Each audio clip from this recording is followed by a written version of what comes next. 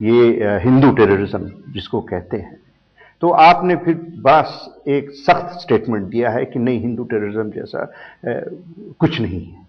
आप कैसे मानेंगे जब कन्फेशंस हो रहे हैं, जब लोग पकड़े जा रहे हैं मालेगांव में और सब इलाकों में, तो आप कैसे कहते हैं कि ये नहीं? देखिए, दो बातों का फर्क है। अगर कोई टेररिस्ट मुसलमान है तो उसको आप इस्लामिक टेररिज्म या मुस्लिम टेररिज्म करार देंगे क्या?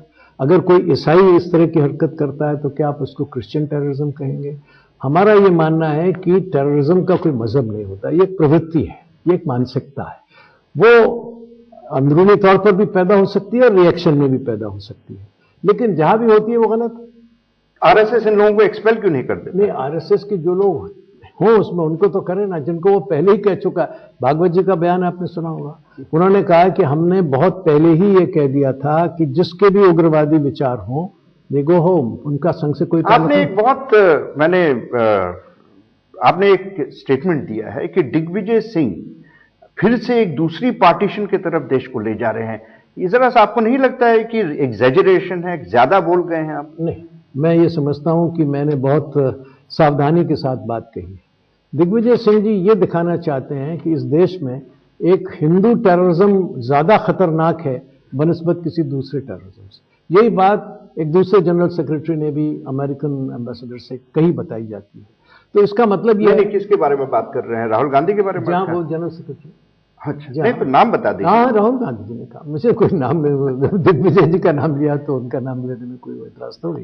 ये कहा गया। इसका मतलब क्या है कि ये वोट बैंक की राजनीति के लिए मुसलमान भाइयों को ये समझाने के वास्ते कि तुम तो ठीक हो और ये गलत है। ये बात अगर आगे बढ़ती है तो इसकी प्रतिक्रियाएं बहुत खराब होंगी। इसलिए मैंने कहा मसलन उसमें से ये बात निकलेगी कि ये कांग्रेस फिर से उसी पार्टीशन की तरफ हमें ले जाना चाहती है, दो समाजों के बीच में विभाजन पैदा करना चाहती है, परमानेंट डिवाइड करना चाहती है, और इसलिए ये देश विभाजन की तरफ जाएगा। विभाजन का मतलब सिर्फ ज्योग्राफिकली विभाजन नहीं है, मानसिक विभाजन और भी खतरनाक होता है। आपने वैसे कानपुर में राहुल गांधी की तारीफ की थी कि भाई वो कॉमन मैन, आम आदमी के लिए समझ रहे हैं, कोशिश कर रहे हैं और राजनीति में ऐसा ही होना चाहिए। नहीं, मैंने तारीफ नहीं की थी, मैंने एक फैक्ट बताया था कि भाई अगर कोई नौजवान आदमी हिंदुस्तान की आम आदमी के साथ मिलना चाहता है तो उसमें आपत्ति की क्या बात है? इसमें किसी को क्या परेशानी हो सकती है? तो एक जायज चीज है किसी भी पॉलिटिकल एक्टिविस्ट के लिए।